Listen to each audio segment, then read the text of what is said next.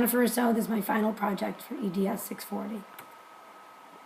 For my final assignment, I chose to use the case of Karen in Haywood and Liz. Karen is 7 years and 7 months of age. She has just completed the first grade. She lives with both parents who are teachers and an older brother. The dominant language that Karen has been exposed to is English. She did not begin formal schooling until the first grade, and she subsequently repeated this grade.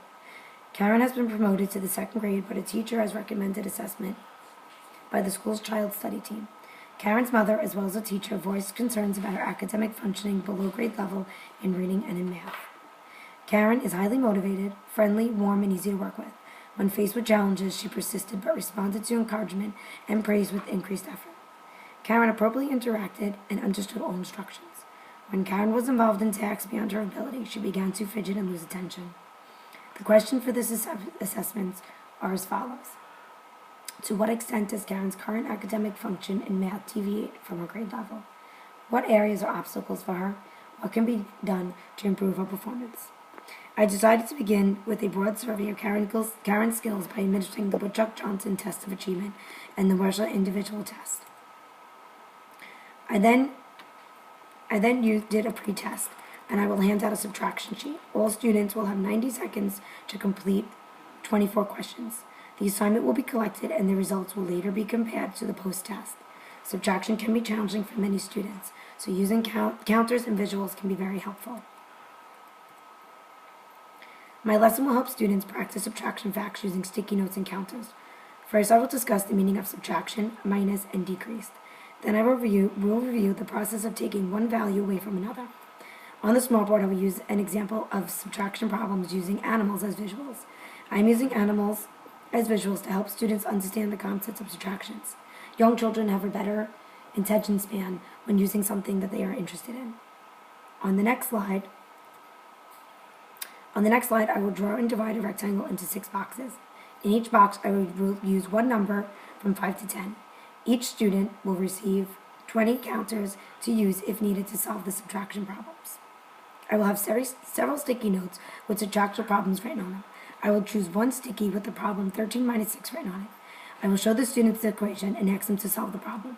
Then I will ask students to turn and discuss their answer with the person sitting right next to them. I will call on one student for the answer. If correct, they will come up and explain how they got the answer. Then the student will place the sticky on a board in the appropriate box. I will continue this process for at least 4 more subtraction problems. Next, I will divide the students into 4 groups to work in small group activity. Each group will be handed a pocket chart that has been labeled with the numbers 5 to 10 on it. This is where the students will place their answers. Each group will be handed 5 sticky notes and subtraction problems written on them. As a group, they will work to solve them and place each sticky in the appropriate pocket on their chart. I will circulate a room and work with the children that are needing assistance. We will review the answers as a class and go over any questions that students may have. Students will return to the seats and will work on a fun subtraction worksheet. This will give them time to work independently and have more practice of subtraction facts. I will continue to circulate the room and give assistance to those students who are having difficulty. Next, I will hand out each student a sticky note and a subtraction flashcard. I will ask each student to take a copy and solve the problem on the sticky note. I will then circulate the room, checking for accuracy and watching for those who may still need assistance. A subtraction worksheet, very similar to the pretest, will be handed out for the students to complete as a post-test. They will have 90 seconds to complete 24 problems. I will take Karen's pretest and post-test and compare the results. I noticed that Karen was not able to finish the pretest, leaving 14 answers blank.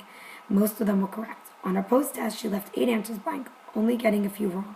When she was working independently on the fun subtraction worksheet, she was able to answer all the questions and majority of the answers were correct. I feel Karen does not perform well when she is on limited time. On the post and pretest, there were 90 seconds given to complete your answers. Karen felt very pressured and anxious when she was asked to complete a task in a certain time frame. Karen may need extended time when completing tests. In order for her to focus, she cannot deal with the stress of limited time.